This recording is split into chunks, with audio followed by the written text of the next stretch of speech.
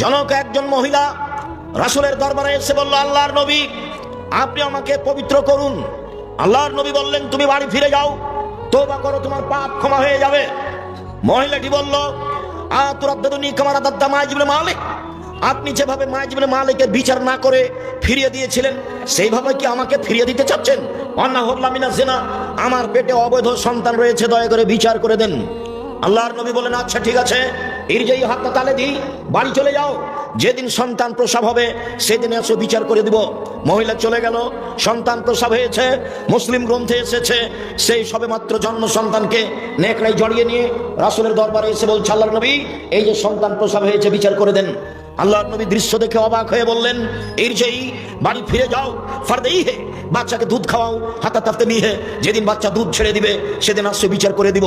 মহিলা বাচ্চা নিয়ে বাড়ি চলে গেল, বাচ্চাকে দুধ খাওয়ালো। 2 বছর পরে বাচ্চা নিয়ে বিচারালয়ে উপস্থিত, তখন বাচ্চার হাতে এক টুকরা রুটি রয়েছে। এই রুটি প্রমাণ করে বাচ্চা খাদ্য খেতে পারে।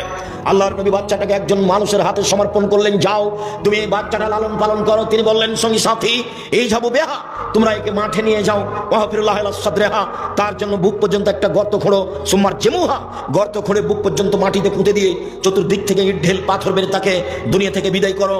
সাহাবীগণ বলেন, আমরা তাকে মাঠে নিয়ে গেলাম, গর্ত খুঁড়ে বুক পর্যন্ত মাটিতে পুঁতে দিলাম, চতুর্দিক থেকে ইট ঢেল পাথর মারতে লাগলাম। খালিদ বিন ওয়ালিদ বলেন, আমি একটা পাথর তার মুখের উপরে মারলাম, পাথর মুখে লেগে মুখ ফেটে রক্ত ছিটে খালিদের গায়ে লাগলো। ফাসবাহা, খালিদ গালি দিয়ে বসলেন। খালিদ বল, আল্লাহর নবী বললেন, মাহনে খালিদ, খালিদ থামো, তুমি একে গালি দিও না। এই মহিলা আল্লাহর দরবারে এত তওবা করেছে, এই অপরাধের জন্য আল্লাহর কাছে এত ক্ষমা ভিক্ষা চেয়েছে। বড় থেকে বড় পাপী যদি এরকম ক্ষমা চাই, তাহলে তার পাপ ক্ষমা হয়ে যাবে। খালিদ, খালিদ শোনো, মদিনার যত মানুষ রয়েছে সবাকেই যদি এই মহিলার তওবা ভাগ করে দেওয়া হয়, সবার পাপ ক্ষমা হয়ে যাবে। এই মহিলা আল্লাহর দরবারে এরকম তওবা করেছে, ওকে গালি দিও না খালিদ। ইট ঢেল পাথর দিয়ে তাকে হত্যা করা হলো। আল্লাহর নবী তার জানাজা করলেন, কাফন দাফন করলেন। তিনি ঘোষণা দিলেন, তার তওবা কবুল হয়েছে, তার পাপ ক্ষমা হয়ে গেছে। তিনি জানাজা করলেন মানে তার পাপ ক্ষমা হয়ে গেছে। তিনি কাফন দাফন করলেন মানে তার পাপ ক্ষমা হয়ে গেছে। পৃথিবীর সবচেয়ে বড় মানুষ এই কথাটা বলতে পারলেন না, ঠিক আছে যাও, তোমার পাপ ক্ষমা হয়ে গেছে, তোমার বিচার হবে না, এই কথা তিনি বলতে পারলেন না। মুহাম্মদ সাল্লাল্লাহু আলাইহি ওয়াসাল্লাম শরীয়তের কাছে নিজেই জিম্মি, মানে বলতে চাইছে, আপনাকে বিবাহ করার পরে কেউ যদি জেনায় লিপ্ত হয়, তাহলে তার পৃথিবীতে বেঁচে থাকার কোনো সুযোগ নেই।